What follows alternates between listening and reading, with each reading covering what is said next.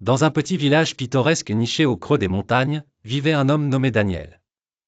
Daniel était comme la majorité des gens, naviguant à travers la vie avec des rêves remplis, mais des actions restreintes. Un matin, alors qu'il se promenait le long d'un sentier boisé, il décida que quelque chose devait changer.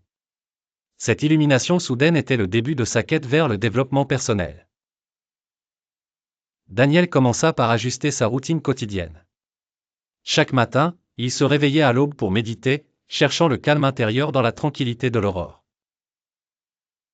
Peu à peu, ces moments de réflexion silencieuse commencèrent à éveiller en lui une ambition endormie.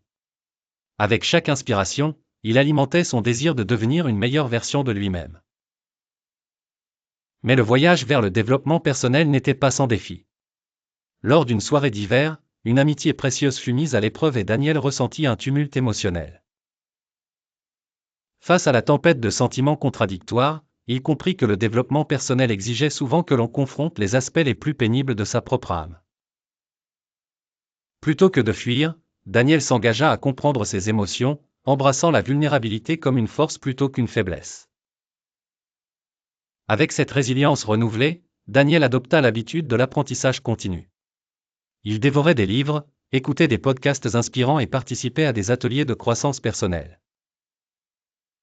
À travers ses efforts, il découvrit l'importance de nourrir non seulement l'esprit, mais aussi le corps.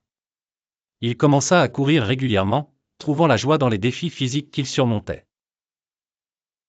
La transformation de Daniel ne fut pas instantanée, mais chaque petit pas vers l'avant forgeait en lui une détermination inébranlable. En fin de compte, il comprit que le développement personnel n'était pas une destination, mais un voyage continu de découverte de soi. Les petites victoires du quotidien l'encouragèrent à persévérer et l'échec potentiel devint simplement un tremplin vers le succès. À travers les hauts et les bas, Daniel construisit une vie où il se sentait enfin en paix avec lui-même, embrassant chaque nouvelle journée non seulement avec espoir, mais avec la force retrouvée du croyant en ses capacités. Ainsi s'acheva un chapitre, mais certainement pas le dernier, d'une vie dédiée au développement personnel.